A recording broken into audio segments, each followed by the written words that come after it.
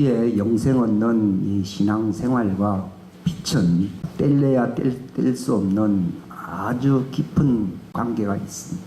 내가 영생의 소망을 향하여 믿음의 삶을 산다고 하면서도요, 이 생명의 빛과 관계없이 산다고 하면은 우리의 발걸음은 무효가 되고 아무 효력이 없는 것입니다. 그래서 영생에 이르는 소망이 이루어지기 위해서는 본문의 말씀과 같이 하나님의 생명의 빛 가운데서 걸어가야 될 줄로 믿습니다. 많은 사람들이 죄사함을 받고 생명을 얻기를 바랍니다. 아마 교회에 나오는 사람들 거의 대다수가 이 생명의 복을 누리려고 나오는 줄로 믿고 있습니다. 실제로 그 소원이 하나님이 의도하신 뜻입니다. 그런데 과거에 제가 그런 비슷한 말씀을 여러 번 했습니다마는 하나님의 비단에 있지 아니하면은 죄가 사해지지 않습니다. 어떤 사람들이 그런 질문을 하는데요. 왜 악인들의 죄를 사해지지 않느냐고. 악인들을 미워하는 게 아니라 어두운 가운데 있으면은 하나님이 죄를 사할 수가 없어요. 마치 물이 있는 곳에 물고기가 다닐 수가 있고 공기가 있는 곳에 비행기가 날아갈 수가 있듯이 하나님은 어두운 가운데서 죄를 사해 주시는 분이 아닙니다. 하나님은 빛 가운데서만 죄를 사하시는 분이십니다. 여기 요한일서 맨 마지막에 기록되어 있지요. 그분께서 빛 가운데 계신 것 같이 만일 우리가 빛 가운데 걸으면 이겁니다. 그러니까 이 신앙생활의 가장 중요한 핵심은요, 내가 빛 가운데 있느냐 하는 거죠. 그러니까 빛 가운데 있지 않잖아요. 그러면 아무리 용서해 달라 그러고 내가 뉘우치고 반성하고 뭐 고행하고 수양하고 뭐 세상 말로 뭐 별짓을 다 해도 하나님이 그 사람과 관계를 맺을 수가 없습니다. 그래서 이 회개라고 하는 이 주제를 우리가 아셔야 되는데요. 그냥 후회하고 반성하는 수준, 이것이 아니고요. 사도행전에 보게 되면 생명에 이르는 회개라 이렇게 돼 있어요. 그러니까 생명에 이룰 수 있는 회개를 해야 된다는 겁니다. 베드로가 설교를 했을 때 많은 사람들이 찾아왔어요. 근데 이제 예수님을 죽인 자들이 바로 너희들이다, 그렇게 선포를 하니까요, 가슴이 찔려가지고서 형제들아 우리가 어찌할꼬 그랬습니다. 그때 예수님께서 뭐라고 답변하시는가 하면 회개하고 회심하라 그랬습니다. 뭐 둘 다 같은 말일 수는 있는데요, 이게 이제 생각의 어떤 전향이 와야 된다는 것을 가리키는 겁니다. 그러니까 하나님이 사람들에게 베푸시는 가장 큰 축복은요, 그 사람이 하나님께 반응할 수 있도록 그런 자극과 동기를 부여하는 거예요. 하나님이 알아서 다 하시면 좋겠는데 인간은 로봇가 아니기 때문에 의도적으로 순종을 해야 되는데 인간이 스스로 그렇게 할 능력이 없어요. 이게 우리가 잘못된 회개라고 하는 것은요, 사람에게 좀 잘못했다. 내가 뭐 이렇게 어떤 환경의 어떤 여건의 어떤 주의와 관련되어서 사람들과 관계 속에서 내가 좀 잘못했다. 물론 잘못했지요. 그 문제를 이제 해결하려고 하는 게 아니고요. 생명 얻는 회개의 기초는요, 하나님께 반응하는 겁니다. 생명 얻는 회개의 기초가 무엇이라고요? 하나님께 반응. 우린 잘못하면요, 내가 막 환경과 반응합니다. 제가 이런 말을 하는 거는요, 회개한다 하지만도 자기 신세 타령하기 쉽고요, 또는 누구 탓이다 이렇게 생각하면서 이렇게 환경과 어떤 여건과 자기 자신에게 그 반응을 하기가 쉽습니다. 뭐 인지상정이라 뭐 그럴 수가 있겠죠. 그러나 효력이 있는, 저 무슨 말인가 하면은 죄가 사면받고 하나님이 그를 의롭다고 하시고 그를 하나님의 집으로 이끄실 수 있는 이 생명 얻는 정말 효력 있는 시편 1편에처럼 내가 여호와의 집에 영원히 거하리로다 그러죠. 이 영생을 얻는 이 회개는요, 제일 중요한 기초가 하나님께 반응을 하는 거예요. 어떤 부자 청년이 이렇게 왔어요. 참 그런 질문을 하기가 쉽지 않은데요. 내가 영생을 얻으려면 어떻게 해야 됩니까, 선생님? 내가 많은 사람들을 찾아가 보았지만은 가슴에 와닿는 그런 대답을 하지 못하고, 그건 성경에 없는 얘기지만 그 랍비거든요. 굉장히 그 유명한 사람들을 많이 찾아다녔어요. 그러니까 선한 선생이요, 그렇게 얘기를 했어요. 내가 어떻게 하면 영생을 얻겠습니까? 그러니까 너는 나를 왜 선하다고 하느냐 그랬습니다. 물론 예수님 선하신 분이죠. 근데 우리가 이 종교적으로 그냥 선하다고 하는 개념을요, 교회 그대로 갖고 있어요. 근데 성경에 보게 되면은 선하신 분은 하나님밖에 없습니다. 근데 예수님을 랍비다, 훌륭한 선생님으로 보고서는요, 그를 가리켜 선하다고 얘기할 수가 없어요. 이것을 사람으로 보면서 사람을 선하다고 할 수 없다는 게 이게 하나님의 말씀이에요. 인자하시고 자비롭고 의롭고 선하신 분은 하나님 외에는 없습니다. 그러니까 너는 왜 나를 선하다고 하느냐? 만약에 나를 선하다고 하면은 그런 질문을 할 필요가 없어요. 왜냐하면 선하신 하나님만이 죄를 사해 주시고 죄를 용서해 주시고 생명을 주실 수 있기 때문입니다. 그러니까 등잔 밑이 어둡다 하듯이요, 바로 그분이 하나님이시구나 이렇게 알게 되면요, 벌써 죄가 사해지는 거예요. 왜냐하면 그 선하신 분을 인지할 수 있는 능력이 바로 하나님의 계시의 빛, 생명의 빛이기 때문입니다. 빛이 들어옵니다. 빌립이 자기 친구 나다나엘을 데리고 예수님께 데려왔어요. 나사렛에서 무슨 선한 게 나겠느냐고, 뭐 가봐야 뭐 특별한 일이 일어나겠느냐 이런 생각으로 왔겠죠. 근데 예수님이 그를 본 겁니다. 벌써 그가 대답하기 전에 예수님이 네가 참 이스라엘인이다 그랬습니다. 네 마음에 간사함이 없다고 말씀하셨습니다. 그럴 때요, 이 계시의 빛이 들어온 거예요. 들어오면서 오자마자 뭐라고 받는가 하면 당신은 이스라엘 임금입니다. 하나님의 아들입니다. 물론 그 뒤에 예수님께서 그와 대화를 하신 내용이 있지만도 바로 어떤 사람에게 이 하나님이, 그 주님이 이렇게 말씀하시잖아요. 너 참 이스라엘 사람, 내 마음에 간사함이 없다. 이 말이 칭찬하고 독려하고 격려하는 말로만 생각이 드는지 모르지만 하나님의 계시, 하나님의 께로부터 선하신 어떤 영광을 볼 수 있도록 반응을 하는 말씀이에요. 그죠? 그러니까 여러분들이 정말 어떤 합당한 수준이 되면요, 누가 가르쳐 주는 사람이었는데 그냥 하나님이 이렇게 빛을 주신다. 그러면 그분을 보게 되는 거예요. 많은 사람들이 나름대로 하나님을 믿고 예수님을 믿는다라고 하면서도요, 생명을 얻지 못하는 중대 원인이 어디 있느냐? 빛이 없기 때문에. 성령은 믿음과 예수님의 증언을 가진 사람들이라고 되어 있거든요. 그 증언이라는 말은 빛을 얘기합니다. 증언이라는 말은 우리나라 말로는 증거라고 되어 있는데 목격하는 거. 이거 보아야 된다는 거죠. 너희 전통과 너희 유전과 너희 가르침으로서 잘못하면은 하나님의 말씀을 폐한다, 이렇게 마태복음 15장에도 얘기하고 있어요. 거기서 하나님의 말씀과 사람의 유전하고 차이가 뭡니까? 하나님의 말씀을 사람들은 그냥 하나의 문자로 생각합니다. 문자를 읽을 수 있는 사람들은 다 성경도 나름대로 이해를 하고 있어요. 그때 성경에서 하나님의 말씀이라고 하는 것은 문자로만 기록되는 게 아니고 그게 바로 하나님의 계시의 빛으로 그들의 마음과 생각에 계시되게 될 줄로 믿습니다.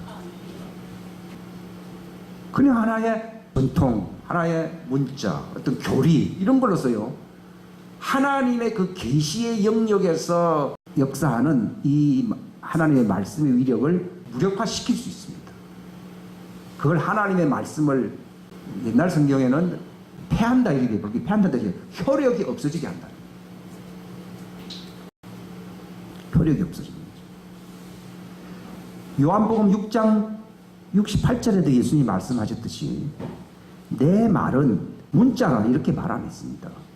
영이요 생명이라고 그랬습니다. 근데 그 영이요 생명이라는 말이 그게 빛입니다. 빛.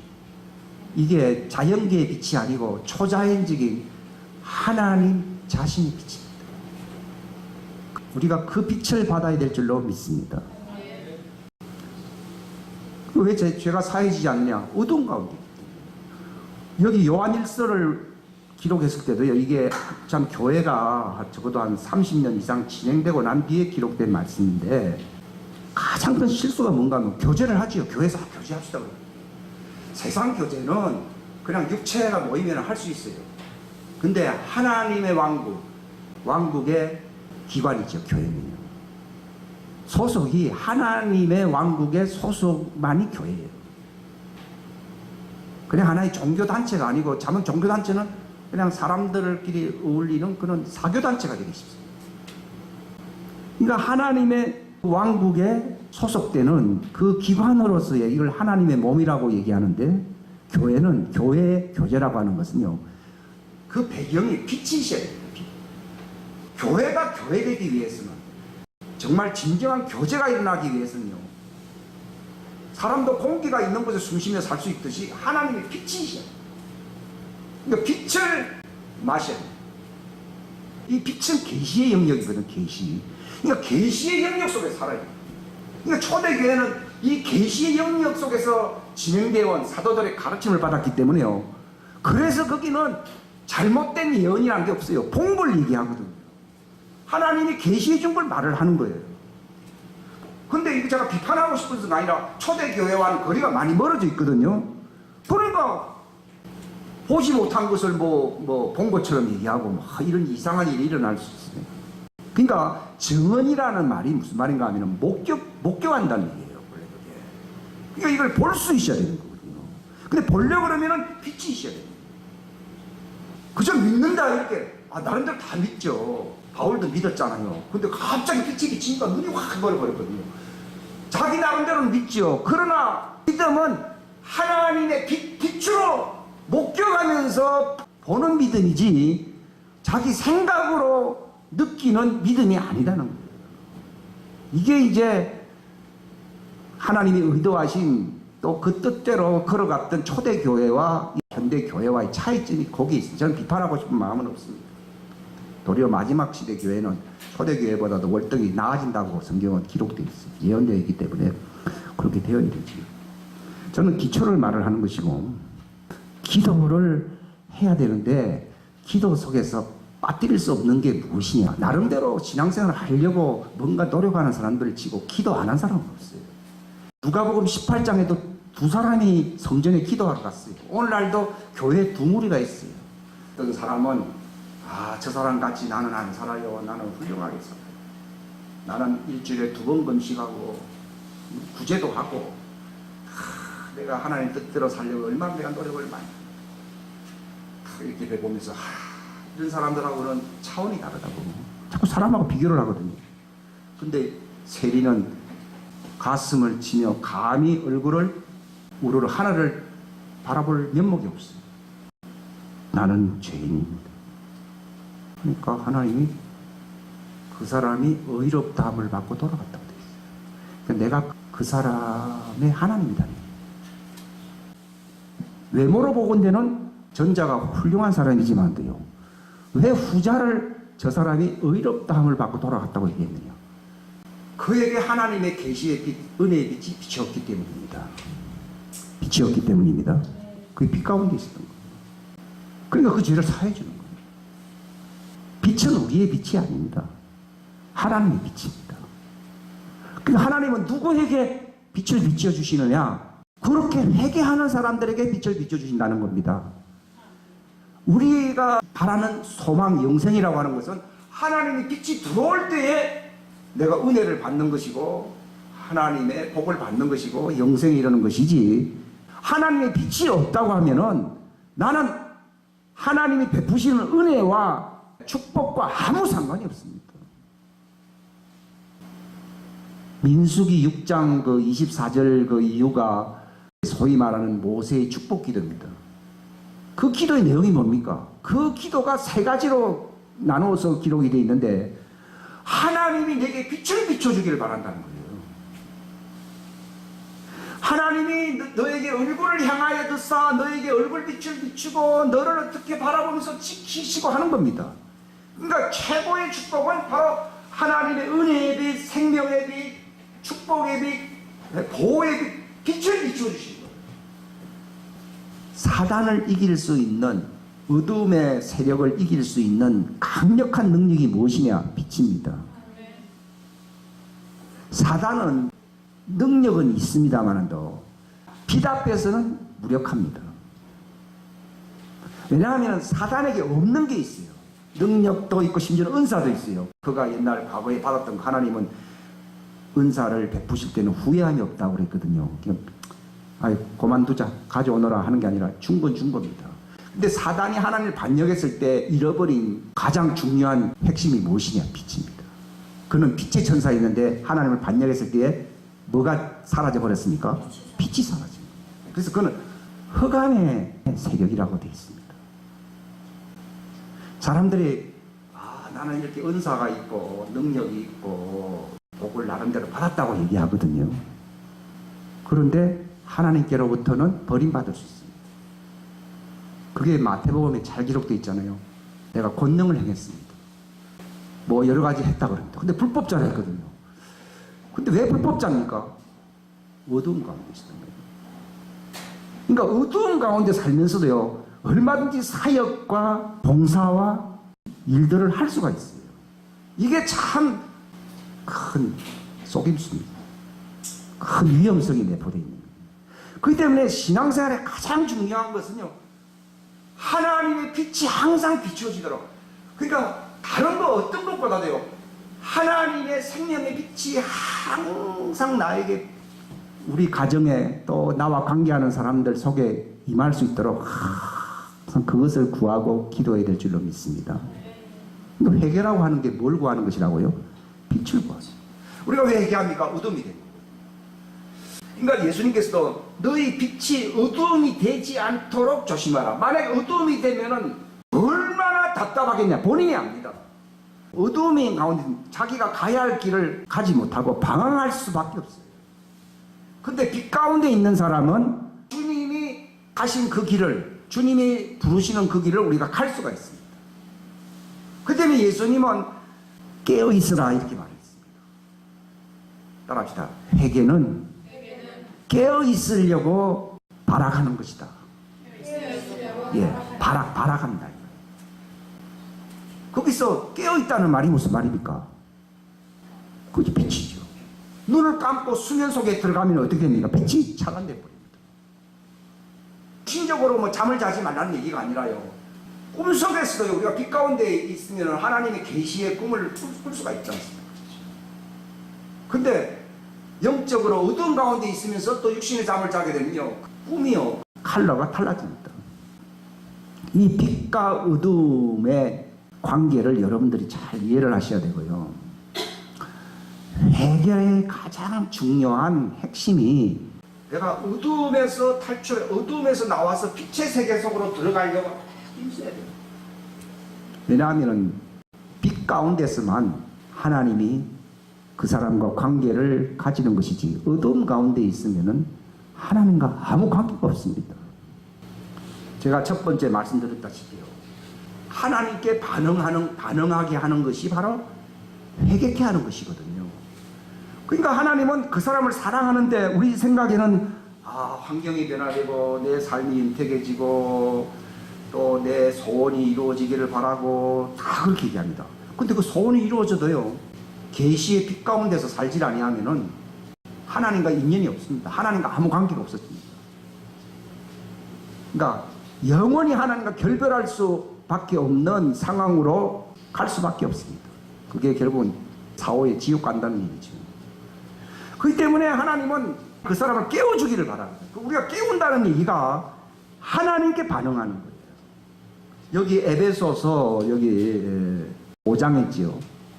하나님께로부터 책망을 받는다 하는 것이요, 물론 사람을 통해서 하시겠죠.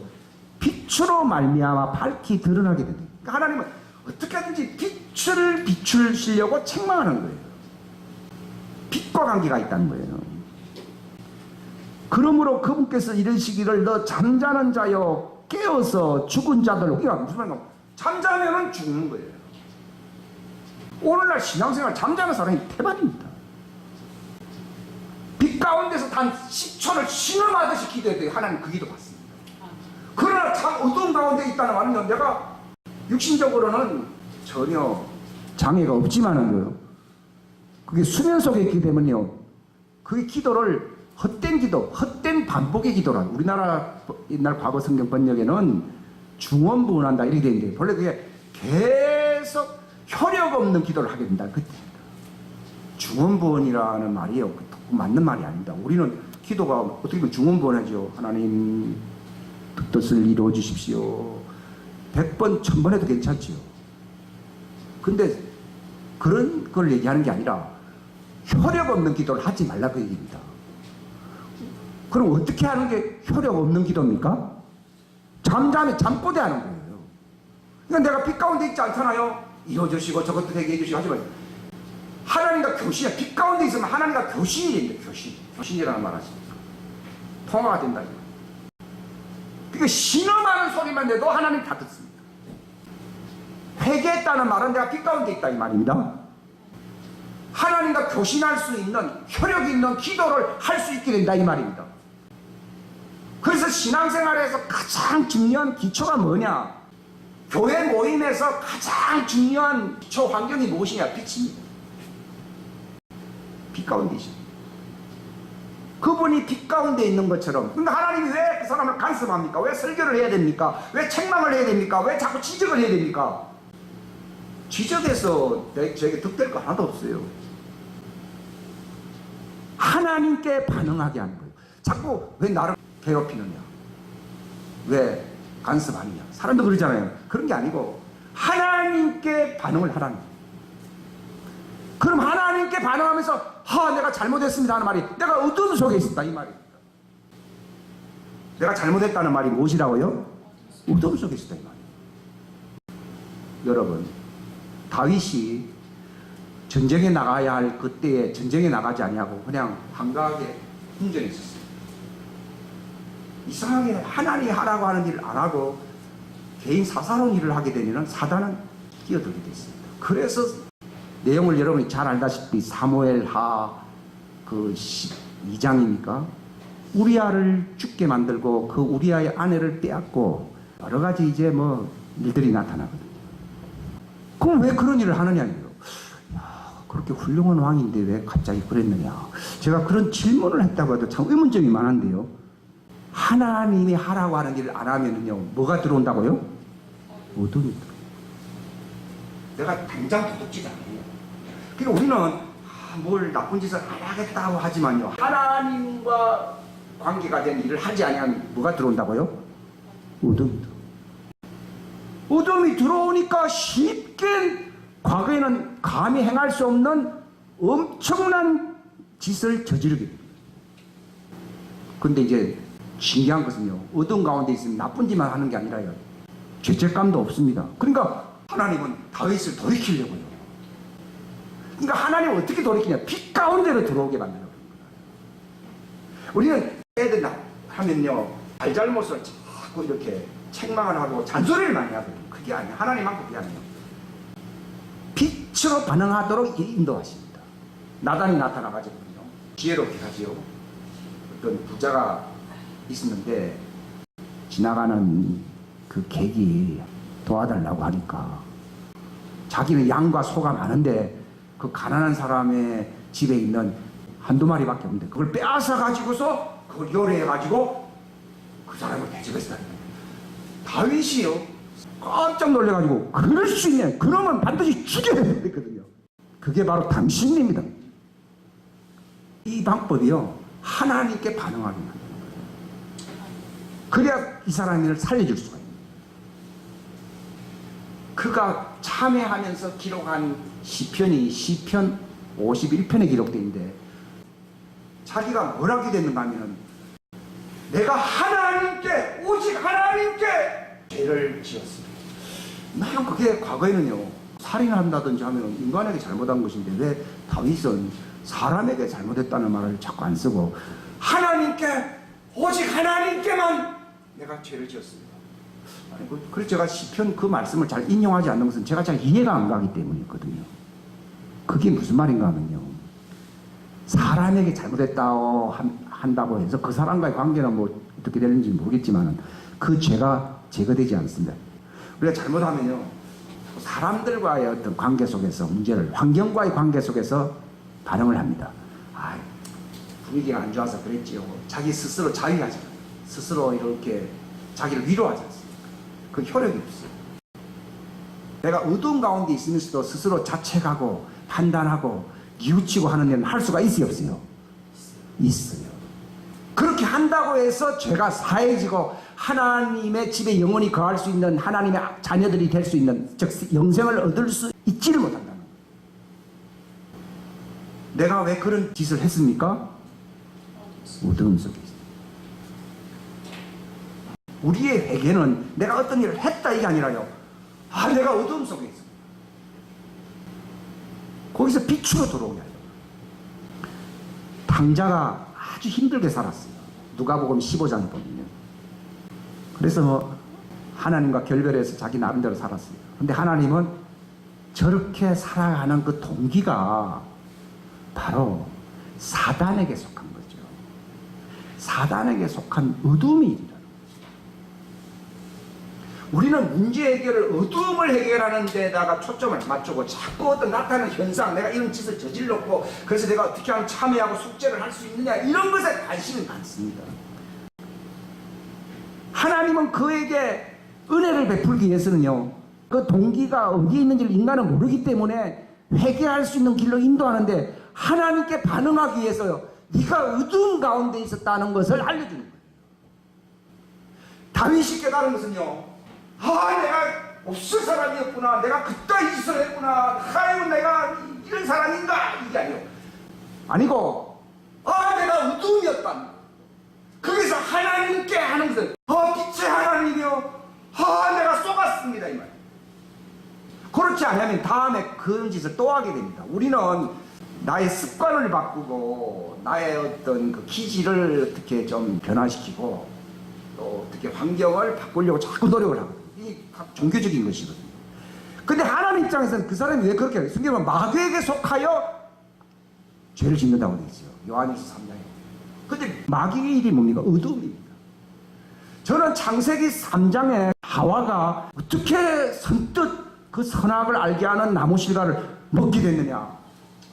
여자가 약하니까 그럴 수 있다. 그게 아니에요. 마귀 작전은요, 처음부터 먹으라고 하지 않습니다. 묘하게 그와 대화를 하게 돼요. 그게 절대로 마귀와 대화를 안 합니다. 그 정쟁이 집에 가면 안 된다는 얘기예요. 하와가요, 하나님과의 관계, 대화, 우리의 기도는 빛 가운데서 항상 주파수가 맞아야 서로 통하지, 주파수가 다르면 안 되거든요. 근데 그 빛이라고 하는 주파수를 관계 속에 있어야 됩니다. 이 신앙생활이라는 게 가장 중요한 게요, 이 주파수가 같아야 됩니다. 근데 하와는요, 당장 나쁜 짓은 안 했어요. 그는 죄가 없는 무지한 죄였어요. 사단은요, 대화를 나누는 거였어요. 고린도전서 15장에 보게 되면은 악한 자와 악한 친구와 교류를 갖지 말라 돼 있습니다. 좀 이상하잖아요. 뭐 그럴 수 있는데 그 대화를 나누게 될 때 어둠에 들어가는 거예요. 하와가 선악과를 담대하게 먹을 수 있는 힘이 어디에 생겼다고요? 어둠. 그 전에 어떻게 했습니까? 사단과 대화를 했잖아요. 대화를 하고 거기서 어둠이 들어가요. 고린도전서 15장 그게 몇 절인지 모르겠어요. 본래 그게 커뮤니언이라는 말을 쓰고 있어요. 즉 교류, 교통입니다. 뭐 세상 사람을 만나지 말라는 게 아니라요, 그런 건 안 합니다, 이런 말을 할 수 있죠. yes, no 이런 말을 할 수 있습니다. 근데 술잔을 마시듯이 뭐 이렇게 음식을 같이 먹으면서 대화를 하잖아요. 그런 교류를 커뮤니언이라 그러죠. 이 입을 커뮤니언을 갖지 말라는 거예요. 그럼 우리가 어디에 들어간다고요? 어둠 속. 그래서 성도의 교제라고 하는 말은 그냥 교회에 사람이 왔으니까 교제한다는 게 아니고, 반드시 성도는 어떤 관계를 맺고 있어야 성도입니까? 그러니까 빛이라고 하는 하나님의 계시의 주파수 속에서 살아가는 사람입니다. 이게 기초입니다. 하나님의 계시의 빛 가운데서 교류한다는 게, 이 사람은 과거에 무엇을 해결한 사람입니까? 어둠을 해결했다요. 어둠을 해결했다는 말은 뭐라고 그런다고요? 회개했다는 거예요. 회개가 뭐냐, 본질이 핵심이 뭐냐 알기가요 간단한 문제예요. 그러니까 사단은 회개 안 했잖아요. 그죠? 사단이 회개했다 그러면은 천사죠. 천사가 어떤 존재입니까? 하나님의 메신저잖아요. 하나님과 교류를 한다 이 말이에요. 근데 사단은 하나님과 교류가 되지 않아요. 그런 어둠이에요. 근데 어둠에 속한 자와 몇 마디 나눴어요. 이제 사단이 거짓말의 명수거든요. 반 거짓말이었지요. 온 거짓말을 하면 안 속아 넘어가니까 반 거짓말에서 결국은 하와를 휘어잡았지요. 자기는 빛의 딸이었는데 어둠의 말을 듣고서 교제를 함으로 말미암아 같이 어둠에 동화될 거예요. 그러니까 어떻게 되겠습니까? 마귀와 교류를 딱 맺고 어둠 속에 들어갔다는 증거가 무엇입니까? 먹음직도 하고 보암직도 하고 탐스럽기도 하고. 하나님의 눈에서 볼 때는 저 짓을 하면 안 되는 게 너무 당연해요. 저런 건 하면 안 되지. 딱 그럽니다. 그게 빛입니다. 요게 뭘 이깁니까? 마귀를 이기고 죄를 이기고 저주를 이기고 사망을 이기는 거예요. 그게 회개한 거예요. 근데 사단의 역사는 가장 중요한 핵심이 뭔가 하면 어떻게든지 어떤 방법을 통해서 어둠으로 바꾸는 거예요. 그래서 성경에는 너희 빛이 뭐가 되지 않게 하라고요? 어둠으로 바뀌지 않게 하라고. 제가 오늘 말씀드릴 거예요. 그러니까 하나님 빛의 하나님이시고 야고보서에 보게 되면 모든 빛의 하나님께서 충만한 은사를 부어주신다고 되어 있어요. 우리의 기도나 우리가 하나님께로 받는 것이 왜 빈곤한가? 나름대로 고행하고 음식도 하고 다 할 수 있어요. 근데 그게 핵심이 아니에요. 예수님이 밤이 맞도록 막 기도하신 적이 있었거든요. 그 말은 예수님이 저렇게 오랫동안 기도하니까 우리도 오랫동안 기도해요. 그 뜻이 아니라 예수님을 공격하는 어둠의 흑암 세력이거든요. 흑암 세력을 이기고 빛 가운데서 빛의 충만한 삶 속에서 하나님 계시 속에서 그분이 일을 하기 위해서 그렇게 힘쓴 거예요. 그게 한 가지 마르다 보고 예수님이 뭐라고 말씀하셨어요? 필요한 것은 한 가지인 거예요. 그 빛 가운데서. 그러니까 마리아는 한 가지 좋은 걸 택했다고 했어요. 그게 뭡니까? 생명의 빛, 그분의 계시의 교제 속에서 하나님 말씀을 받고 있습니다. 근데 너희가 내 안에 내가 너희 안에, 빛 가운데 있으면 너희가 내 안에 내가 너희 안에. 그럴 때 응답이 된다. 왜 하나님 안 믿습니까? 왜 하나님과 관계가 없습니까? 종교심으로 하나님 믿는다는 사람 많아요. 마귀도 하나님 믿어요, 안 믿어요? 믿어요. 야고보서 있잖아요. 요한복음 8장에도 자기를 믿는 유대인들에게 그랬거든요. 믿는데 어디에 있어요? 어둠이에요. 그렇기 때문에 어둠 속에서 믿는다고 하는 것은 누구의 믿음을 갖고 있는 거예요? 마귀의 믿음을 갖고 있는 거예요. 너희 아버지는 누구라고요? 마귀요. 바울도 율법의 수제자 되었잖아요. 대제사장이 될 수 있는 역량을 갖춘 사람이었잖아요. 근데 아주 충격적인 결함이 뭡니까? 어둠. 제가 어디 갔을 때 그 목사님 책을 주시더라고요. 이걸 읽어보라고. 그러니까 릭 조이너가 쓴 빛과 어둠의 영적 전쟁이다. 아마 그거 여러분들이 꼭 한번 보셔야 돼요. 지금은 한국말과 번역이 나오고 있는데 전쟁이 바로 빛과 어둠. 예수님이 왜 빨리 맞도록 합니까? 왜 금식하면서 그렇게 합니까? 자기 문제가 아닙니다. 자기하고 관련 맺고 있는 심지어 제자들까지 흑암 속에 있습니다. 그 흑암의 결벽을 끊어줘야 돼요. 베드로가요, 내가 주를 위하여 목숨을 버리겠습니다. 야, 말이야 좋지요. 말로서 위로받을 수 있겠지요. 근데 예수님은 사단이 밀가루 듯이 너를 청구한다. 그 말은 큰 소리는 쳤지만은 베드로가 빛 가운데 있어요, 어둠 가운데 있어요. 어둠 가운데. 여러분, 리숙한 사람들은 그렇게 살지만은 나같이 총명한 사람은 그렇게 안 산다고. 베드로가 보통 사람이 아니에요. 다른 사람들은 다 예수님을 버릴지라도 나는 당신을 버리지 않습니다. 죽기까지 당신에서 목숨 바치겠습니다니까요. 그래요? 예수님 볼 때 어둠이거든요. 있잖아요. 주는 그리스도시여 살아계신 하나님의 아들이라고 그러잖아요. 보통 문제가 아니거든요. 근데 예수님은 우리처럼 책망을 잘 하시는 분이 아니에요. 정말 지혜롭게 대답하시는 분이신데 우리 같으면 내 감히 건방지게 그런 얘기 하느냐, 다 우리는 그렇게 생각할 수 있어요. 근데 예수님은 지금은 네가 나를 따라올 수가 없어. 나중에 따라올 수 있어. 내가 이 양들을 오늘 밤에 대는데 쫓을 거야. 왜냐하면 너희들도 흑암 세력을 대항하여 싸울 역량이 안 돼. 베드로야, 네 믿음이 떨어지지 않게 하려고 내가 얼마나 기도를 하는 줄 아냐고. 빛 가운데 있는 사람들만이 참된 중보를 할 수 있는 것이지, 그냥 베드로 수준, 베드로 수준도 대단합니다. 실상은 단지 예수님이 아직 때가 이르지 아니했다고 그렇게 말씀하고 있을 뿐이에요. 그러니까 여러분, 정말 베드로도 그런 낭패를 당했는데 우리라고 뭐 별 수 있겠습니까? 별 수 없습니다. 아무것도 아니죠. 마음이 온유하고 마음이 겸손하다고 하는 말이요, 항상 빛 가운데서 살 수 있는 어떤 기본 자질을 가르치는 거예요. 자질인데 어떻게 하면 빛의 자녀가 될 수 있느냐. 교회 다니는데 다 빛의 자녀지요. 저도 그렇게 생각했어요. 베드로를 보십시오. 3년 6개월 동안 숙식을 같이 했잖아요. 근데 예수님이 오늘 밤에 네가 나를 3번씩이나 모른다고 배반할 것이다. 그러나 네가 나중에 돌이키고 난 뒤에, 돌이켰다는 말은요, 그게 무슨 말인가, 네가 어둠에 있다고 해요. 우리 돌이킨다 그러니까 뭘 어떻게 돌이키냐 이렇게 생각하는데요, 아직도 네가 어둠에 있다. 교회 다니는 저는 비판하려고 하는 게, 저도 마찬가지. 제가 베드로보다 나은 게 있겠습니까? 그럴 수 없습니다. 어둠에서 빛으로 가려고 노력하는 사람이에요. 그래야지 내가 구원을 받아요. 제가 뭐 설교를 할 수 있는 게 아니라, 내가 구원받기 위해서는 내가 어둠 가운데 있으면 안 돼요. 어둠 속에 있으면서도 나는 예언을 했습니다. 나는 권능을 행했습니다. 나는 뭐 가르쳤습니다. 교사입니다. 할 수 있습니다. 불법자. 어둠에. 그러니까 어둠에 있기 얼마나 쉽냐면, 어떤 사람이 예수님께 찾아왔습니다. 어떻게 해야 하나님의 일을 합니까? 그러니까 나를 보고 믿는 것이다. 근데 대부분 사람들은 예수를 믿지만도 어떻게 믿습니까? 보지 않고 믿는 거예요.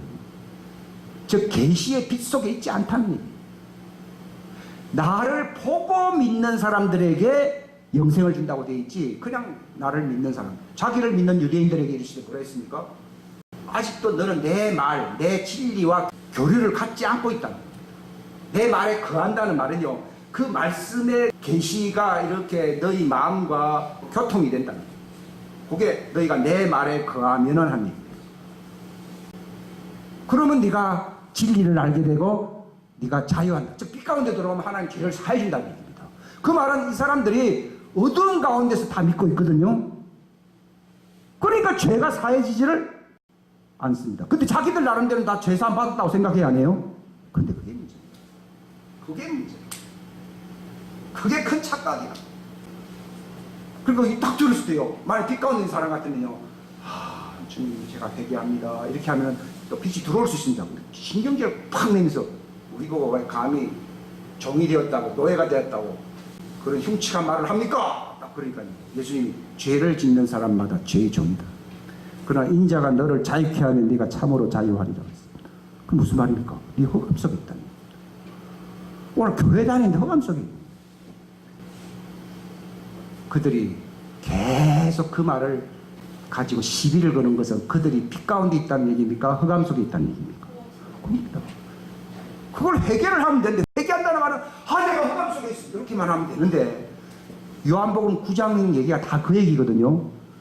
저들이 자기가 맹인이라고 말을 하면은 내가 눈을 뜨게 해줬을 건데, 맹인이면서 나는 본다고 얘기하니까 저들의 죄가 그대로 있느니라. 이야, 무슨 말이야.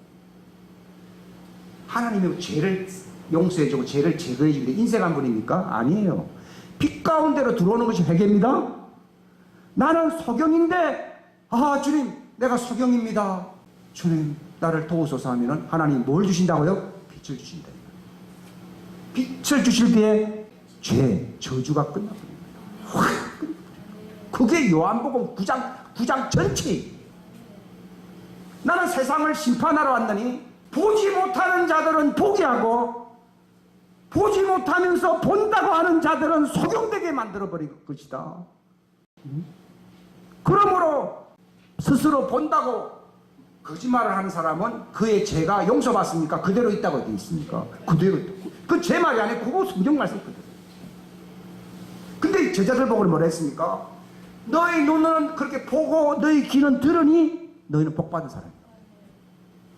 이것은 회개하는 사람들에게 일어나는 그 하나님의 은혜입니다. 그러니까 신앙생활의 핵심은요, 왜 회개해야 되냐? 아침에 세수를 하는 이유가 있어요. 잠을 자고 나면은 빛을 안 받잖아요. 그러니까 이게 눈을 띄어야 되거든요. 세수를 해야 됩니다. 회개해야 된다 이 말입니다. 성전에 들어가기 전에 물두멍이 있었잖아요. 거기서 회개를 해야 되는 것입니다. 빛 가운데로요. 빛으로 들어가면 어떤 일이 일어나느냐? 성도 간의 교제가 있습니다. 성도라고 하는 기준이 있습니다. 뭐 거창한 직분을 가졌다는 게 아닙니다. 빛 가운데서 살려고 날마다 회개하며 주님과 교류를 가지려고 항상 힘써 깨어있는 사람들이 성도입니다.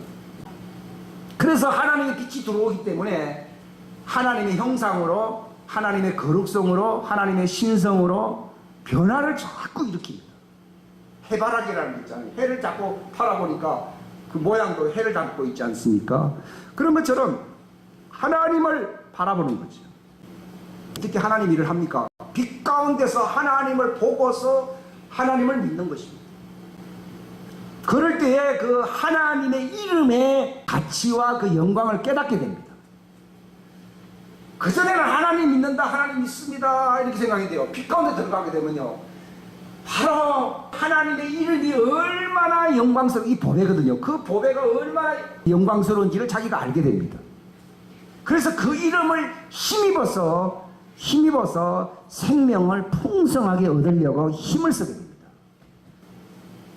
다윗이 이리저리 도망다니던 시절에요, 아말렉 그 군대가 와가지고서는 잠깐 남자들 비운 사이에 여자들과 아내들과 자녀들과 재산을 다 탈취된 사건이 있어요. 그 와보니까 뭐 아무것도 없어요. 그 자기 동료들이 처음에는 뭐 서로 위해주듯이 이렇게 관심이 돼. 이 다윗 때문에, 다윗을 따라가는 바람에 우리가 처자식을 다 그 재산을 다 하면서 이제는 다윗을 죽이려고까지도 하는 마음이 이제 그들 속에서 확 일어날 때 다윗이 어떻게 했습니까? 보통 우리 같았으면 36개 도망가 버리거든요. 시험 들고 놀래가지고요. 근데 그 다윗의 위대한지 모르겠어요. 그 제사장이 입고 있는 그 옷이 있죠. 그 옷을 가져오라고. 에봇이죠. 왜 제사장이 그 에봇을 입고 하나님 섬기느냐? 그 에봇이 하나님 이름을 얘기해요. 우리가 빛 가운데 있으면 내 사는 미천이고 뭐가 된다고요? 하나님의 이름 됩니다. 그전에는 건강, 은행, 잔고, 직장 이런 게 내 재산입니다.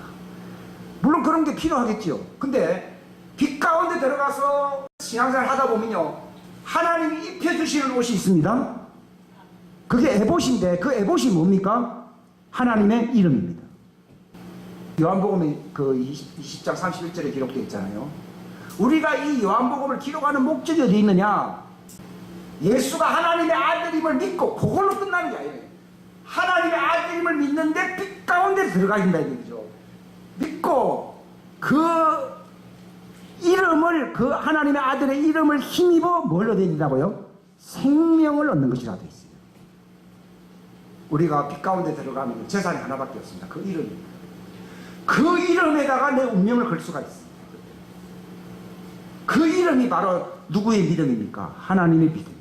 그때부터는 그 믿음이 보합니다. 보아. 그 전까지는 내 건강이 보하고, 그 전까지는 내 가정이 내 보하고, 직장이 보합니다. 근데 회개하고 빛 가운데 들어가서 하나님과 이 교회가 되기 시작하면요, 하나님이 그에게 하나님의 이름이라고 하는 옷을, 에봇이라고 하는 옷을 입혀주십니다. 그래서 그걸 입는다. 그래서 그 이름을 힘입어라는 말을 쓰게 됩니다. 그걸 입게 됩니다. 다윗이 바로 빛 가운데 그래 사람을 바라보게 되면 교류가 그 어둠이 되어버리거든요. 우리가 낭망할 수밖에 없는 그런 환경 속에 들어오게 되면요, 벌써 마음이 낙심이 되잖아요. 마음이 낙심이 될 순간에 중요한 그 낙심했다는 게 어디로 들어가게 된다고요? 어둠입니다. 원망하고 낙담하는 동료들의 말을 자꾸 들으면 내가 어디로 들어갑니까? 어둠으로 들어갑니다. 근데 다윗은 그 말을 듣지 아니하고 제사장이 있는 그 에봇을 가져왔어요. 그 에봇을 앞에 두고서 하나님의 이름이 있습니다. 이번에 이거 내가 우리의 재산을 빼앗아간 그 원수들을 뒤쫓아갈 수 있습니까? 하고 물어보고 하나님이 거기서 할 수 있다. 하나님은 그 믿음의 이름을 붙들고 그걸 자본 삼아 살려고 하는 사람, 그래서 믿음으로 산다는 말이 그 에봇을 힘입어 산다는 얘기. 우리 성경에는 의인은 믿음으로 산다는 말을요, 믿습니다. 뭐 지푸라기라도 잡아야 되죠. 이런 것은 그게 아니고, 하나님과 교류를 가지는 빛 가운데 사는 하나님의 자녀들은 무엇으로 삽니까? 에봇이라고 하는 하나님 무엇이든지 기도할 때 들어주신다고 하는 그 보화 같은 에봇의 그 하나님의 이름, 하나님의 명령을 걸고 하나님이 응답하시겠다고 하는 그 에봇의 이름을 가지고 살게 됩니다. 이걸 가르쳐서 의인은 믿음으로 산다. 그때부터 이제 우리가 하나님의 일을 하기를 할 수가 있어요. 그 전까지는 내 자본 갖고 하는 건 다 한계가 있더라고요. 이건 제 성적표거든요. 안 되는 거예요. 열심히 하죠. 베드로도 얼마나 열심히 했습니까? 근데 보십시오. 베드로가 그 빛 가운데서 하나님과 교류가 되면서 하나님의 이름을 몰랐거든요. 요한복음 17장 후반부에 뭐라고 된 줄 아십니까? 아버지여 기도합니다. 뭐라 기도했습니까? 아버지여 저들에게 아버지 이름을 더 알게 해주십시오. 내가 그들에게 아버지 이름을 알게 하고 또 알게 하리니 그래서 나는 그들과 함께 살고 싶습니다. 이렇게 말했습니다. 그리고 예수님은 기도할 때에 내게 주신 자들을 무엇으로 지켰다고 말했습니까? 내게 주신 자들을 아버지의 이름으로 지켰습니다. 내가 저들에게 뭘 가르치려고 힘썼다고 예수님 말씀했습니까? 아버지의 이름을 알게 하려고 내가 가르쳤다는 거죠. 저도 지금 이제 아버지 그 이름을 조금씩 소개를 하고 있습니다. 저도 그 이름을 알게 하신다고 하는데 주님 제게 조금 알려달라고 하신 거거든요. 그게 참 기도 오래된 기도인데요. 제가 조금 얘기를 하는 거죠. 그러니까 제사는 이제 하나님 이름.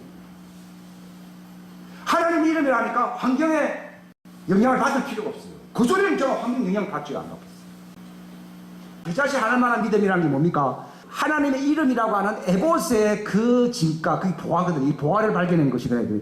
그 보화를 이제 알면서부터는요, 낭망하고 좌절하고 이렇게 두려워하고 하는 것이 이제 사라지게 됩니다. 본래 미천이 든든한 사람은 불경기 때 흔들리지 않습니다. 그런 것처럼 우리가 이 하나님의 이름이라고 하는 에봇을 알게 될 때에 내가 흔들리지 않습니다. 이 보화입니다, 보화. 이거는 제가 그런 수준에 이르렀기 때문에 하는 말이 아니라 그 맛을 본 것이고 그 지식이, 그 진리가 이제 제가 눈을 뜨게 된 것입니다. 왜냐하면 이걸 알게 되니까 그 전까지 한 얘기들은 전부 회개하라, 뭐 열심히 전부 서론적인 얘기더라. 핵심은 뭡니까? 하나님의 이름을 아는 것입니다. 베드로가요, 왜 넘어집니까? 나름대로 의욕은 있는데 왜 넘어집니까? 하나님 이름 몰랐습니다. 왜 하나님 이름을 몰랐습니까? 아직도 어둠입니다. 우리가 빛 가운데 들어왔다는 것은 뭘 아는 것입니까? 하나님의 이름을 알게 되는 것입니다. 제가 누구를 판단하게 산 얘기는 전 제에게 옳은 얘기예요. 나는 어둠 가운데 있었던 거죠. 어둠 가운데 있다고 얘기했기 때문에 하나님이 보게 하신 것이거든요. 하나님의 이름을 알게 해주신 거예요. 그게 너무 기쁜 것이죠. 영원한 미천이에요. 그게 하나님의 이름이에요. 그게 하나님의 믿음입니다. 하나님이 믿고 있는 그것이 있어요. 우리는 재산을 믿고 자식을 믿고 직장을 믿고 건강을 믿고 그래야 합니다. 근데 하나님은 그런 걸 의지하는 분이 아닙니다. 하나님은 자기 이름, 자기의 믿음이 있습니다. 그게 그 이름입니다. 베드로가 깨닫고 난 뒤에 사도행전 3장에 뭐라고 선포했습니까? 내게는 금과 은은 없다. 내게 있는 것으로 내게 준다. 뭐가 있다고 했습니까? 하나님의 이름, 아버지 이름, 예수 그리스도 아버지 이름. 아버지 이름 일어나라. 세상에 하나님의 이름을 받아들였기 때문에 일어나는 겁니다. 거기서 기적이 일어나는 겁니다. 강력한 주파수를 쏴대면 하나님의 믿음의 이름의 주파수를 수신할 수 있는 그 통로가 열리게 될 때 이 사람은 별로 믿음이 좋은 사람이 아닌데 일어나는 모든 저주가 끊어질 수 있습니다. 그 미천, 원천이 어디에 있다고요? 이름. 빛의 자녀라는 말이 다 빛의 자녀죠. 하나님의 이름을 알게 될 때 베드로가요 왜 배반했습니까? 어둠이거든요. 그 여종의 말을 듣고 그렇게 쉽게 사도라고 하는 사람이 넘어집니까? 어둠입니다. 그러니까 아직 네가 때가 이르지 않았다는 겁니다. 왜냐하면 다른 건 어떻게 했는지 모르지만 자기를 의지하는, 자기를 믿고 있는 죄를 회개하지 않았습니다. 근데 이제 거기서 자기 자아를 무너뜨리고 회개하게 될 때, 그 하나님의 빛이 들어오게 될 때, 나의 재산, 나의 삶의 원천이 무엇으로 바뀌었습니까? 하나님의 이름입니다. 참 놀라운 것입니다. 이게 보화를 발견했다는 말이 그 얘기입니다. 진주를 발견한 것도 그것입니다. 근데 그것은 빛 가운데 들어올 때 그걸 보게 됩니다. 베드로도 보지 못, 3년 6개월 따라다녔지만 보지 못했습니다. 근데 베드로가 이제 깨달았습니다. 내게 있는 것이 됐습니다. 나사렛 예수님, 하나님의 이름입니다.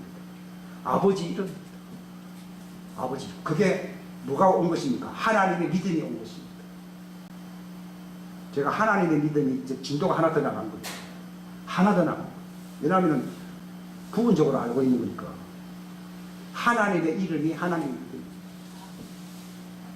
베드로가 내게 있는 것으로 주는데 이건 내게 있는 금과 은이 아니고 하나님의 믿음이다. 그러니까 사람들이 베드로가 대단하다 그러니까요, 나에게 영광 돌리지 말라 했습니다. 나는 아무것도 할 수 없다고 되어 있습니다. 오직 뭐가 있다고 그랬습니까? 그 이름이 일을 했다고 되잖아요. 어디에 영광을 돌립니까? 그 이름에 영광을 돌립니다. 그 이름을 미쳐 사는 사람은 영광을 자기에게 돌릴 수가 없습니다. 그 성경에 보면 내가 주의 이름으로 뭐라, 근데 내가라는 말이 빠져야 됩니다. 베드로는 나라고 하는 용어가 사라져버렸습니다. 나라는 용어 대신에 무엇이 들어갔습니까? 하나님의 이름. 하나님의 이름이 그 이름의 믿음이라고 되어 있습니다. 그게 하나님의 믿음이 그 이름이라는 것이라고 하는 것을 이 사도행전 3장 16절에 분명하게 기록이 되어 있습니다. 물론 정확하게 표현이 되어 있는지는 잘 모르겠어요. 왜냐하면 번역하는 사람이 알고 번역하는 거하고 모르고 번역하는 건 차이가 많거든요. 근데 그 이름의 믿음이 이 사람을 완전하게 낫게 했는 일이 있습니다. 이것이 빛 가운데 사는 하나님의 자녀들에게 나타나는 영광스러운 증거요 열매가 되는 것입니다. 하나님의 뜻이 있습니다. 그 빛 가운데로, 그 빛 가운데로 들어오라는 겁니다. 그 빛 가운데 들어오게 되면은 하나님의 이름을 알게 되는 거죠. 이 하나님께 반응한다고 하는 이 실제적인 사항을 몇 가지를 들고 마치려고 합니다. 왜냐하면 스스로 힘으로 할 수가 없거든요. 부자 청년이 찾아왔고 자기는 하나님 말씀 다 지키고 자기는 영생 이제 얻을 자격이 있다고 생각하잖아요.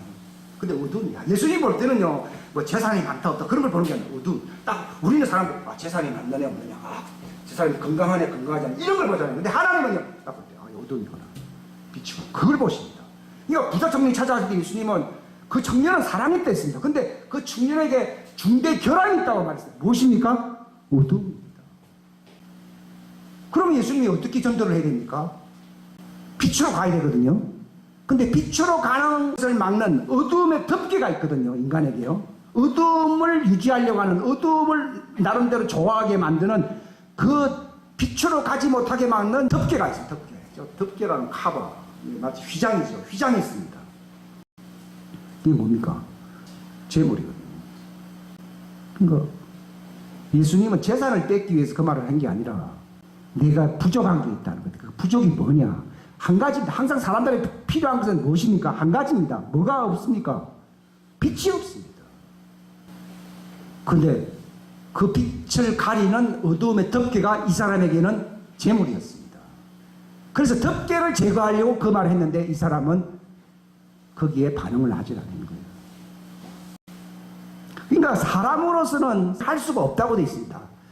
근데 하나님으로서는 할 수 있다는 말이 그 덮개를 제거하려고 하나님이 그렇게 인도를 하시는 거예요.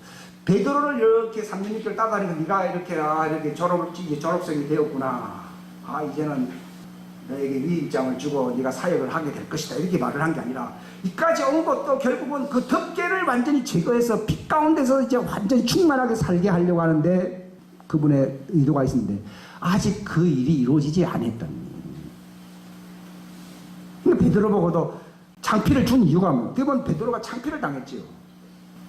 사단이 너를 뭐 밀가부르듯이 한다 이런 얘기는 수제자로서 대부분 참 낭패한 얘기잖아요. 그렇지 않습니까? 근데 예수님은 그게 치명적인 가리개예요. 가리개. 빛을 차단시키는 가리입니다. 그것을 제가 우물가 여인 사건을 알잖아요. 베드로는 그렇고요. 우물가 여기서 우리가 예배를 드리면 좋지 않습니까? 예수님은 네 남편을 불러라. 그게 이제 자기가 수치스럽게 여기는 가리개입니다. 근데 그 여인은 숨기지 않았고 부자 청년은 숨겼거든요. 딱 여니까요. 빛이 들어오니까 메시아다. 그 물동이를 집어 던져버리고 메시아를 만났다. 빛 가운데 있으면 자기 삶의 원천을 발견하게 된 거예요. 미천을 발견하게 된 겁니다. 그러니까 막 그 말이 동네 사람들 다 끌고 와요. 아니 사람들 만나기 싫어서 한낮에 대낮에 찾아온 여인이 뭐 그렇게 대단하다고 말 한마디에 그 동네 사람이 다 찾아옵니까? 그게 바로 그 눈이 열리는 거죠. 전도는 바로 시작이 눈이 열리는 거죠. 그래서 메시아를 만나게 하는 거예요. 그 말을 듣고 찾아온 동네 사람들이 예수를 만나니까요. 우리가 보았다. 그 빛을 보았다는 거예요. 그래서 더 이상 그 여인의 말을 들을 필요가 없다. 우리가 직접 보았다고 얘기하잖아요. 이게 그 한 사람의 목격자, 그게 증언입니다. 증언. 그러니까 마귀는 누구와 싸웁니까? 바로 믿음과 증언. 그 증언이라는 말을 자꾸 집어넣습니다. 믿음만 갖고. 믿음인데 그게 인간의 믿음인지 하나님의 빛 가운데서 오는 하나님의 이름의 믿음인지 그걸 알아야 되거든요. 그래서 믿음과 증언이라는 말을 같이 쓰고 있는 거예요. 믿긴 믿죠. 근데 어디서 믿어야 된다고요? 빛 가운데서. 그래서 증언. 그게 목사 때문에 이제 믿는 게 아니라 그 빛을 받게 되면요. 아, 목사님 됐습니다. 우리가 직접 봅니다. 그러면 막 동네 사람들 다 끌고 올 수 있고 동네 사람들 향하여 선포할 수 있습니다. 진정한 사역자가 될 수 있습니다. 물론 훈련을 또 받아야 되겠죠. 뭐 그 여인이 거기서 한번 간정으로 끝난 것이지 뭐 계속한 건지 그건 모르죠. 모르는데 아무튼 이 본다고 하는 것이 최고의 기적이 될 줄로 믿습니다. 또 하나 경우수를 또 제가 말씀드리면요. 여기 본문의 마가복음 10장 바디메오 사건을 알지요. 우리 생각에는요. 아이고 비참하게 사는데 많이. 그 당시에는 이 소경된 것은 저주받은 것이거든요. 그래서 합법적으로 동량을 받을 수 있도록 겉옷을 준답니다. 저 사람에게 동량을 해주라고 하는 그 정부의 그 허가를 해주는 거예요. 근데 겉옷을 내버리고 예수님께 갔습니다. 그럴 때 뭐라고 해야 되는가? 자기는 시력을 받기를 바란댔어요. 그때 그 시력이라는 말을 한국말 쓰면 이렇게 표현되는데 그게 계시의 영역, 하나님을 보고 싶다는 거예요. 우리가 왜 기적이 왜 안 일어납니까? 빛 가운데서 하나님의 영광, 영생에 이르겠다고 하는 소망으로 모든 저주를 안고 나아가게 되면요. 초자연적인 세계를 볼 수 있는 눈만 열어주는 게 아니라 육신의 병도 고쳐버린다는 거예요. 베드로가 내게는 금과 은은 없지만 나사렛 예수 이름으로 내게 주노니 그러라 그랬거든요. 이 사람이 그 이름을 힘입어 막 그냥 일어나 버렸는데요. 베드로가 한 고백은 뭐라는가? 그 이름이 이 사람을 온전히 낫게 했다는 말은요. 단순히 육체의 병만 나았다는 게 아니에요. 영안이 열렸다는 것입니다. 그러니까 바디메오 사건도요. 그분이 지나간다 그러니까 왜 예수를 만나고 싶겠어요? 그분과 교류를 가질 수 있는 영계에 눈이 뜨이기를 바라니까 이 사람이 겉옷을 내버리고 나간 것이지 이거 하나 뜨기 위해서 이걸 내던지고 그거 굉장히 위험한 짓이에요. 지금 많은 사람들이 어떤 큰 집회 뭐 이렇게 뭐 갑니다. 근데 혈육이 있는 수인지 혈육이 없을 수도 있어요. 그래서 좀 어떤 때는 혈육이 있고 어떤 때는 혈육이 없습니까? 이렇게 물어본 적이 있어요. 내 믿음이 너를 구원했다 할 때 하는 것은요. 그 믿음이라고 하는 것은 단순히 육체의 문제를 해결하는 수준이 아닙니다. 네? 빛입니다. 빛. 그 빛은 창세기 1장 빛이 있으라 하시던 그 빛이거든요. 어둠에서 빛이 있으라 하시던 그 빛이 우리 마음에 비춰져 있느니라 하거든요. 그 빛이 들어와야 된다. 그걸 갖고 있는 사람은 예수님을 만나고 싶습니다 했는데 예수님을 만나는 게 아니라 그래 육체가 나타나고 겸했습니다. 누가복음 15장 얘기를 또 말씀드릴까요?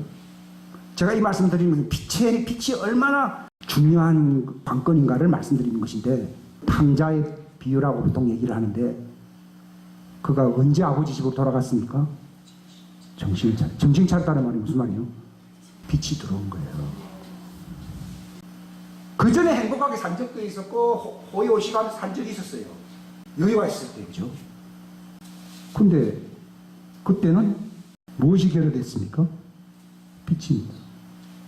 인간에게 가장 필요한 빛입니다. 빛 가운데 있잖아요. 주님과 교류를 하면요, 하나님은 백지수표를 주시는 분이에요. 백지수표.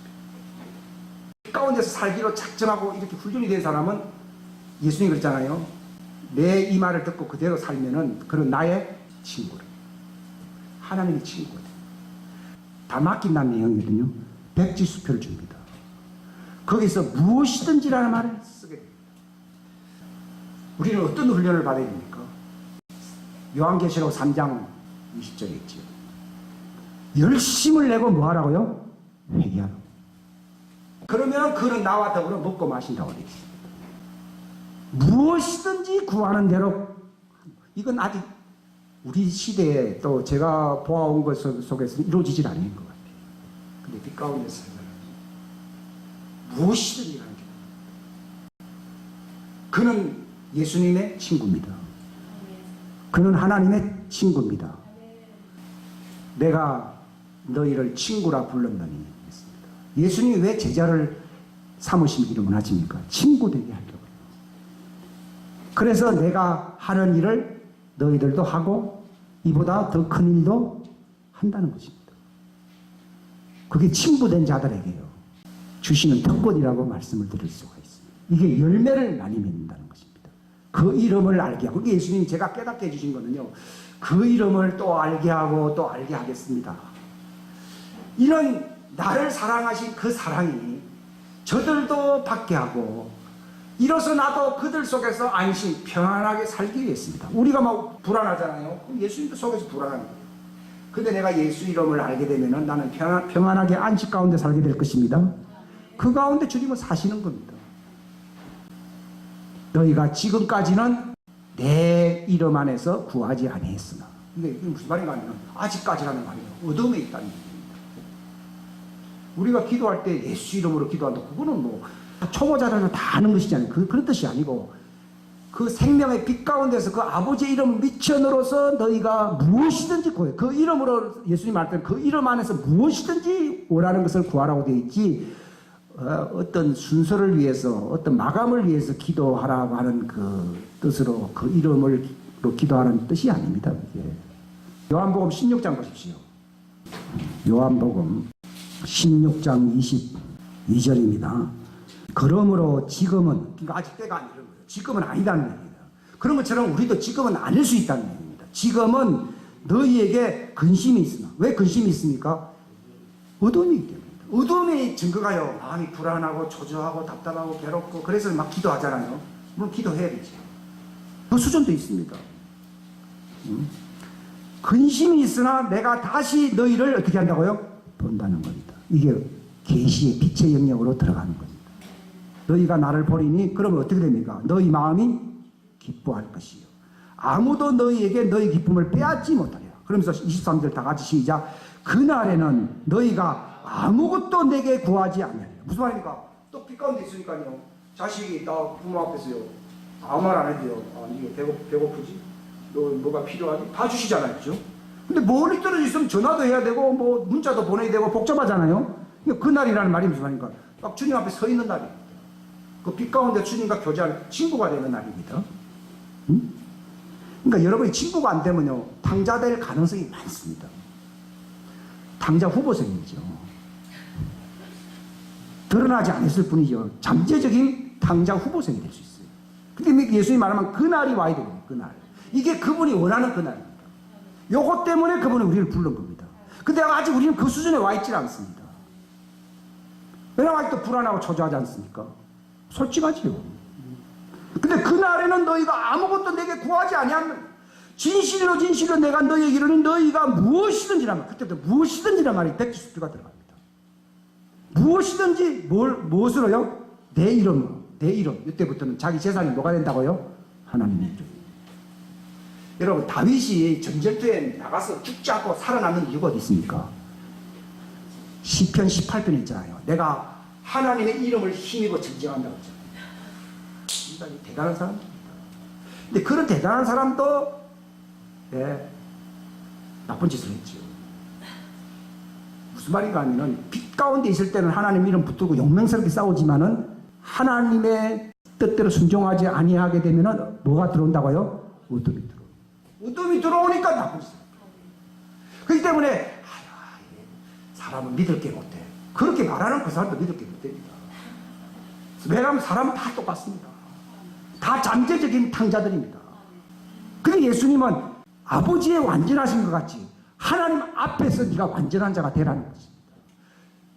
창세기 17장에도 아브라함에게 너는 내 앞에서 완전하다. 누구 앞에서요? 하나님 앞에서. 그러면 그가 누구 이름으로 살 수 있습니까? 하나님의 이름으로 살 수 있습니다. 그게 언약입니다. 완전한 영원한 언약이 됩니다. 영원한 꼭 중요한 얘기. 그날에는 너희가 아무것도 내게 그전에는 뭐 구합니다. 저거 주시오 저거 주시오 이게 어둠입니다. 근데 우리가 어떻게 하면 하나님의 일을 할 수 있습니까? 뭘 많이 달라고 기도하는 게 아니라 어둠이 사라지고 내가 회개해서 정말 빛 가운데서 주님 앞에 서 있는 겁니다. 그러면 그날이 이루어집니다. 너희가 아무것도 내게 구하지 아니하리라. 진실로 진실로. 이거는 정말 예수님 말씀이 틀린 게 하나도 없다. 이거는 확증할 수 있다는 말을 예수님이 단언하고 맹세할 때 진실로 진실로라는 말을 했습니다. 진실로 진실로 내가 너희에게 이르노니 너희가 무엇이든지 내 이름 안에서, 여기 내 이름으로 되는데 본래 내 이름 안에서라는 말이 그 빛 가운데서 하나님의 영광 안에서라는 뜻입니다. 아버지께 구하면은 그분께서 그것을 너희에게 주시리라. 24절 시작. 지금까지는 너희가 내 이름 안에서 아무것도 구하지 아니하였으나 구하라. 그리하면 너희가 받으리니 이로써 너희 기쁨이 충만하다. 저는 이 말씀이 이루어지기를, 저는 제가 제일 좋아하는 말씀이 이 말씀인데 저하고는 이 말씀하고 인연이 별로 없는 것 같아요. 근데 지금 조금 깨달은, 물론 지금이 아니라 한 며칠 됐지요. 깨달음이 오기 시작한 거죠. 그 이름이라고. 여러분, 우리 가스펠송 가운데 그 이름 하는 찬송 있잖아요. 우리는 뜻도 모르고 막 부르는데요. 노래 부를 게 그 이름밖에 없어요. 메제스티도 있고 뭐 뜻 모르고 많이 부른 것을 회개하는 겁니다. 저는 그 이름. 26절도 우리 다 같이 읽겠습니다. 시작. 그날에는 너희가 내 이름 안에서 구하리라. 그날이라는 말이 있어요. 우리 디데이입니다. 내가 너희를 위해 아버지께 기도하겠다고 너희에게 말하지 아니하노니 이는 너희가 나를 사랑하며 또 내가 하나님께로부터 나온 줄을 믿었으므로 아버지께서 친히 너희를 사랑하시기 때문이다. 이게 이제 어두움에서 빛 가운데로 들어가는 것을 가리키는 겁니다. 우리 기도하겠습니다. 빛 가운데서 사는 자의 복입니다.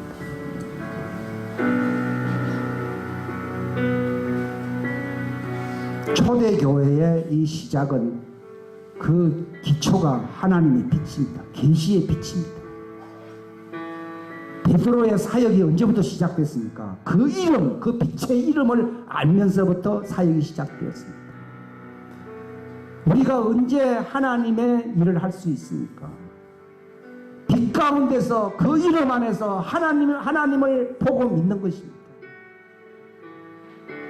그 이름의 영광을 찬미하게 하소서. 우리 다 같이 기도하겠습니다. 주님 감사. 주님 눈을 열어주시옵소서. 바디메오가 겉옷을 던지고 집어던지고 주님께 나와 기도한 것은 단순히 육신의 눈을 뜨기 위해서가 아닙니다. 그는 그 하나님의 이름의 비밀, 하나님의 이름의 신비를 알고 그 빛 가운데서 주님의 하나님의 영광을 보기를 원했던 것입니다. 시력을 받기를 원한다고 말했습니다. 예수님이 말씀하셨을 때에 내 믿음이 너를 구원했다고 했다고 말했습니다. 그런 빛 가운데로 나오는 믿음이 있었습니다. 그 믿음이 너를 구원한다고 말했습니다. 우리에게 정말 그 수준의 믿음을 갖게 해주십시오. 어두움에서 빛으로, 사단에게서 하나님의 왕국으로 옮겨지게 한다고 말했습니다. 사도행전 26장 18절에 예수님이 베드로에게 하신 말씀입니다. 이 어두움에서 빛을 갑니다. 사단의 왕국에서 하나님의 왕국. 그리하여 내 안에 있는 믿음, 너희 믿음이 아니라 하나님의 이름의 믿음으로 네가 거룩함을 받는 것이라고 말했습니다. 거룩한 자들에게 주시는 그 영생을 얻는 상속 유업이 있다고 말씀하셨습니다. 하나님, 이 예수님이 직접 하신 이 말씀을 깨닫게 하옵소서. 이 점은 불충하게 해석하고 소개한 것이지만 성경에 기록되어 있는 이 놀라운 하나님의 이름의 신비를, 비밀을 깨닫게 하옵소서. 바울이 그 이름의 신비를 깨달았을 때에 그는 그 이름을 증거하는 하나님이 바울에게 그는 내 이름을 위하여 핍박을 받는 자가 될 것이라고 말했습니다. 하나님, 그 이름의 증인이 되게 하여 주시기를 바랍니다. 참된 빛의 자녀가 될 수 있도록 도와주시옵소서. 성령님, 우리를 모든 진리 가운데로 인도하시옵소서. 하나님, 우리에게 중대한 결함이 무엇인지를 깨닫게 하시옵소서. 예수님이 우리를 보실 때에 무엇을 지적하시는가를 알게 주시옵소서. 내 눈이 어둡지 않게 되기를 바란다고 말했습니다. 빛이 어둠이 되지 않게 되기를 주님이 원하셨습니다. 이 말씀이 나에게 이루어질 수 있도록 도와주시옵소서. 마르다에게 필요한 것은 그 한 가지라고 말했습니다. 그 한 가지를 우리가 분명하게 마음에 새기고 살아갈 수 있도록, 이 진리에 이룰 수 있도록, 그날이 내게 찾아올 수 있도록, 그날에는 너희가 내 이름 안에서 무엇이든지 구할 것이요 너희가 받을 것이니 너희 마음이 기쁨이 충만할 것이라고 말했습니다. 근심과 걱정과 염려와 불안 다 떠나가고 하나님의 빛 가운데서 주시는 그 이름의 영광을 보게 하옵소서. 도와주시기를 바라옵고 예수님의 이름 받들어 기도하옵나이다. 아멘.